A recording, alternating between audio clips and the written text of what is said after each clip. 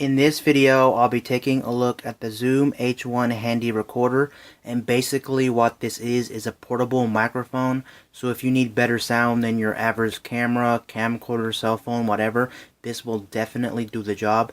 Now this handy recorder right here does come in at $99. Now what you get for $99 is you get the microphone itself, you get a manual, you get a free battery, and you also get a USB cable. Unfortunately, in the box you do not get a free carrying case, so if you want a free carrying case, that is extra. Now this will definitely produce better sound than your average camera, camcorder, cell phone. I'm not saying this is the best one on the market, but for $99 I definitely suggest picking up this microphone. If you're looking for a portable mic and you definitely want better sound and whatnot, this is definitely the way to go. Now I'm going to take a tour of this microphone, and then after I'm done with the tour, I am going to actually do a sound test so you can hear the difference between my onboard microphone on my camera and the sound that comes out of this. Now the Zoom company does make two different models, or three. This is definitely the cheapest one, so if you want a better microphone from Zoom, they do make one. It's higher than $99. I think it's around $237, but for me, I only needed the $99 one, and it's a pretty amazing microphone, I must say. Now on the front of it, it says Zoom on it, and then it has your LCD. This does have an LCD screen on it, so you can see how much you're recording and all that cool stuff. So the LCD screen is right there. Then you got your big red button, of course, that's for your recording. You press that to record and press that to stop. And I don't know if you can see it right there, but there is a little light. That light basically indicates if you're talking too loud, so your voice will be distorted. If you know that light's blinking red, you know to back your sound up, or whatever you're doing, don't make it as loud, like your voice or an instrument or whatnot, because it will distort. That's basically a distortion detector, so when it's blinking, you'll know if you're distorting your sound or not. On the top of it, you got your two microphones. This does have two microphones facing two different directions, so you can pick up sound all around you. They're not adjustable like on the expensive model. These ones are fixed, which means you can't adjust the angle at which the mics are positioned. They're in a fixed position, but it's still two microphones and they're still aiming at different directions. Should pick up almost all the sound around you. Now moving to the back of the device, there's a couple of buttons on the back of the device. You got your low cut, your auto level, and your record format. Now the record format should always be in WAV. WAV format is better than MP3 format, so if you're looking for the clearest sound you can possibly get out of this microphone, I definitely suggest go to WAV format. MP3 format is fine, it's definitely not blurry or anything, but if you're looking for the crispiest sound you can possibly get out of this, definitely WAV.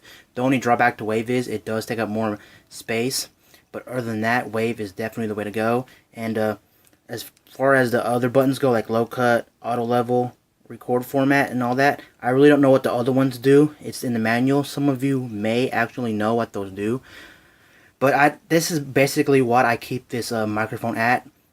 I keep all those on those settings, and it basically performs really well with those buttons the way they are, so I keep it like that. And then on the back you do got your battery door. This doesn't take rechargeable batteries, and it's not one you charge or anything. It's just a standard battery. Go ahead and pop the door off. Just takes your standard AA battery. Now the life on this microphone is only 5 to 6 hours, so if you're out for a long time, maybe on a trip, or you're doing something for a long time, I would definitely suggest buying a couple batteries, maybe a 12-pack or a 4-pack if you're going to be out for a long time. I would say battery is decent, but I wouldn't say it's amazing battery. 5 to 6 hours isn't really a lot, but it's an okay battery. Then there also is a tripod mount right there, so if you need to plug this into a tripod to stand this on, like if you're doing commentaries or something like that and you don't want to hold the microphone, you should definitely get a tripod. Now the tripod is not included with this, as well as a case, so you will have to buy that separately.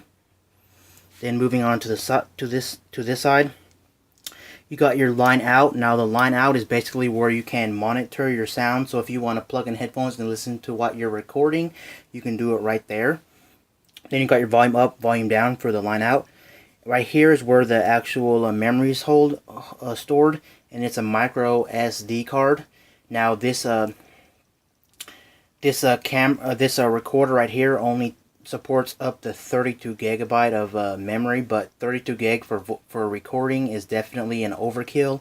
You probably only need an 8 gig or a 16 gig for sure. You don't even need that much memory, but you cannot put 64 gigs or 128 gigs in here. It will not recognize them. So 32 gig is the biggest. And one problem with this microphone is that the door right here cannot be opened. Well, it can be opened, excuse me, it can be opened, but it's very, very, very hard to open, so I wouldn't really suggest trying to open it. Pop in your memory card and leave it there, so you don't have to worry about taking it out, because it is a pain in the butt to take out the memory card on here. I really wish this microphone took standard SD cards, but unfortunately it only takes micro SD cards. It's not really a big complaint, but I do prefer standard SD over micro SD because it's just a little bit better, bigger, easier to handle and everything. Now moving to the other side of the microphone, here's where almost all the buttons are laid out. You got your 5 volts in, or whatever it's called, your DC USB. That's where you plug it into a computer and stuff like that. You cannot charge this like I showed. It does just take a regular AA battery. But however, you can plug this into a computer if you want to transfer all of your recordings over to your computer, or if you want to actually use this as a USB microphone. Now the cool thing about this is you can use this as a USB microphone. So if you don't want to use it as a portable microphone, let's say you're doing some gaming on your computer or some kind of commentaries on your computer and you just want to set this up on like a tripod and record off it, you can just plug this into the computer and you're good to go. This only uses a USB 2.0, no 3.0, but I think for recordings you'll be okay for a USB 2.0. And the cool thing about this is too, when you plug it into an actual USB port, it doesn't actually use the battery. It actually cuts off the battery and it uses the power from the USB port, so you don't have to worry about your battery draining. If you're using this as a standalone mic for your computer, it will not drain any battery from it. It uses all of the sources from the actual the USB port, which is really nice. Then you got your on-off. This way is the on, to turn off and on, and then you can hold it, so if you're recording and you don't want to accidentally stop your recording or mess up, you can hold this like a hold switch. And then you got your delete button, delete all your recordings, play your recordings, rewind and fast forward your recordings. And then you got your input levels. Now the cool thing about this microphone is that you can also plug in an external microphone. So if you didn't want to use the built-in two microphones, you can plug in your own microphone and record off your own microphone. Basically, you just plug in your own microphone and it still just records to the micro SD card in here. It just cuts off these microphones and uses your microphone that you plugged in, which is really nice. And you can adjust the levels of your external microphone. Now I'm going to go ahead and turn this on and show you how this thing actually sounds.